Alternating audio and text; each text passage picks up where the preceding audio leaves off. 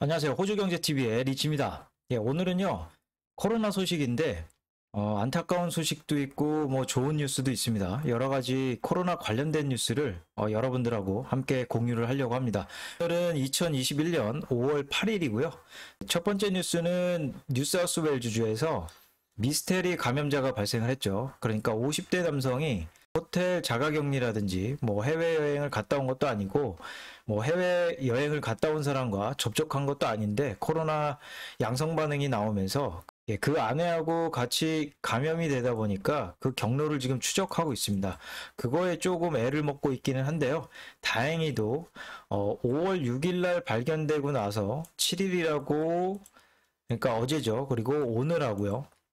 지역 감염자는 나오지 않았습니다. 뉴사우스웨일즈 주가 현재 코로나 제한에 조금 들어가 있죠. 그러니까 마스크 착용이라든지 20명 이상 모일 수 없는 제한 사항이 있는데요.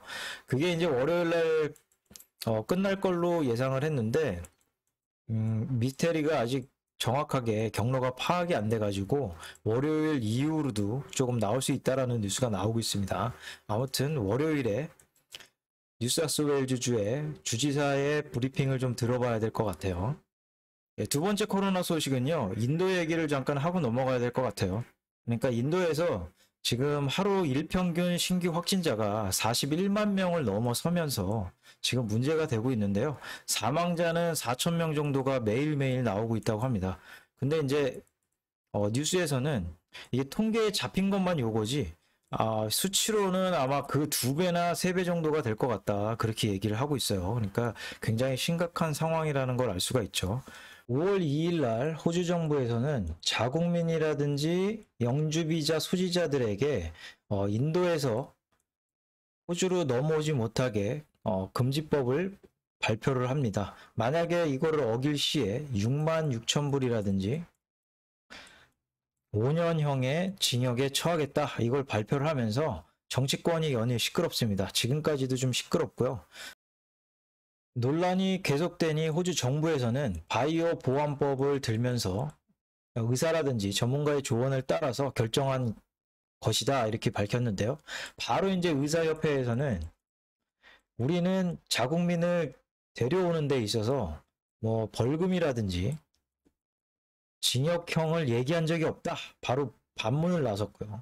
변호사협회는 명백한 불법이다. 그러면서 정부를 상대로 법적 대응을 준비를 하고 있고요.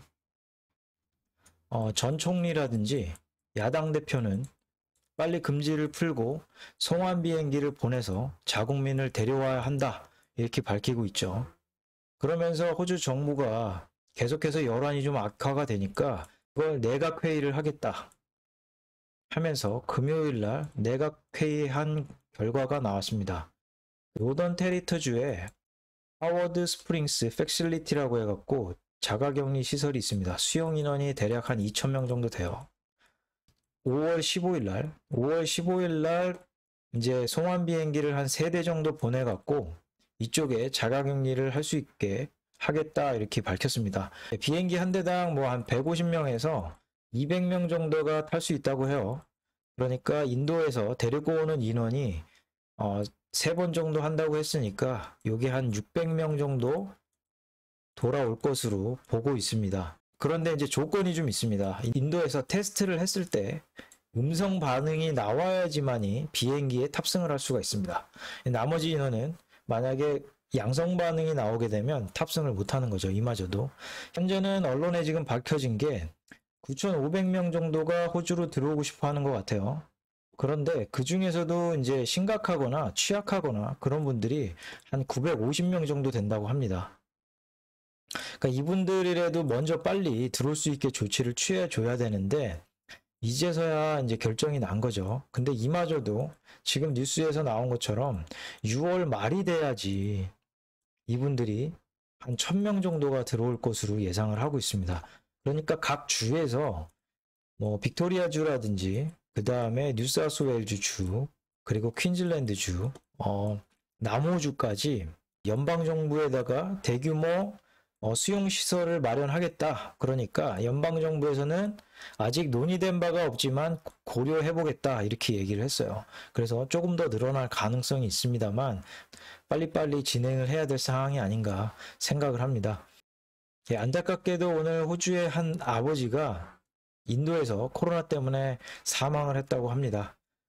그 딸이 호주 총리에게 편지를 써서 정말 실망을 했고, 나는 왜 호주 자국민이 호주로 들어오지 못하는 거에 울분을 토한다. 이런 내용으로 편지를 썼다고 하네요. 예, 저도 이게 이해가 안 되는 부분입니다.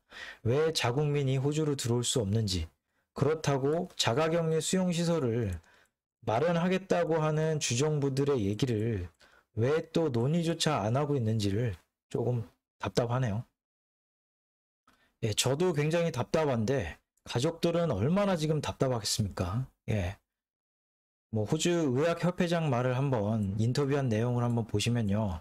사람들을 구금하거나 벌금을 부과하라는 명령은 의료계에서 호주가 무너지는 의료 시스템에 대한 추가 부담을 피하기 위함이다.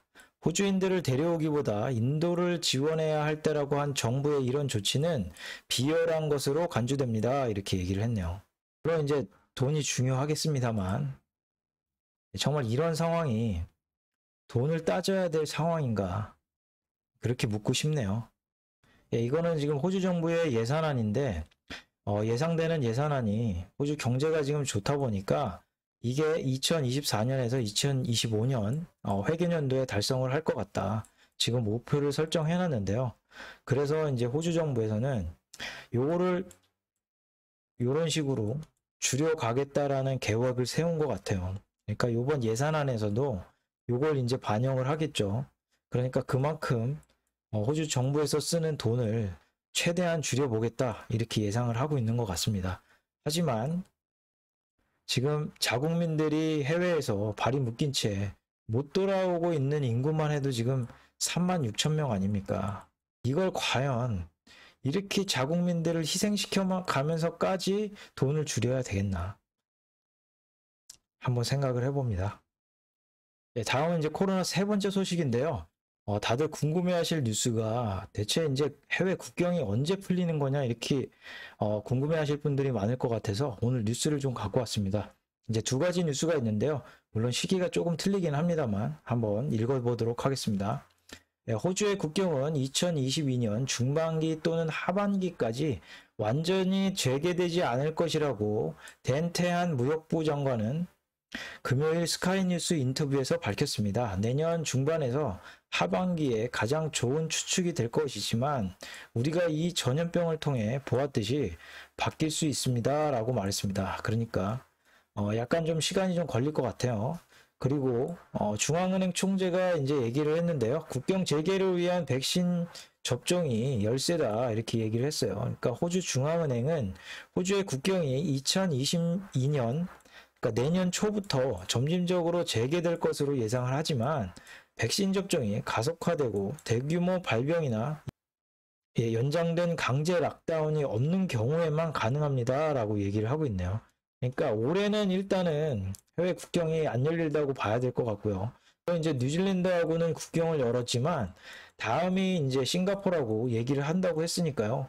그거는 조금 지켜봐야 될 것 같고, 그러니까 전체적으로 뭐 다른 나라하고 간다는 거는 좀 시간이 좀 걸릴 것 같아요. 그러니까 2022년도에서 2023년도가 좀 돼야지 좀 완벽하게 열 수 있지 않을까 이렇게 이제 추측을 해볼 수 있을 것 같습니다.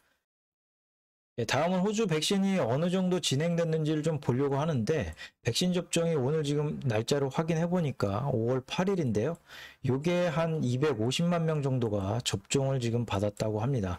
그러니까 기존에 지금 예상하고 있었던 목표보다는 확실히 좀 뒤쳐져 있죠. 그러니까 갭이 좀 큰데 이게 일단은 백신이 빨리 공급이 된다든지 생산이 좀 빨리 돼야지 가능할 것 같아요.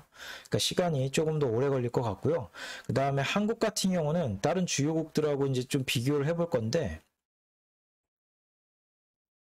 이제 요거는 4월 20날 나온 수치를 좀 OECD 국가들을 백신이 얼마나 맞았는지를 비교를 해볼 수가 있는데요. 얼마 전에는 제가 보여드렸던 영상 자료에는 한국이 호주보다 좀 더 뒤처져 있었습니다. 그런데 지금 한국이 빠른 속도로 지금 백신 접종을 막고 있어갖고 집단 면역에 목표한 바를 11월 달에 달성을 할 수 있을 거라고 지금 예상을 하고 있네요. 그러니까 한국하고 호주하고 국경을 만약에 개방을 한다 그러면 한국이 집단 면역에 먼저 들어가고 그 다음에 이제 호주가 될 가능성이 있겠죠. 그렇게 되면 약과 간의 백신 여권을 발행해가지고 같이 왕래가 가능할 것으로 예상이 됩니다.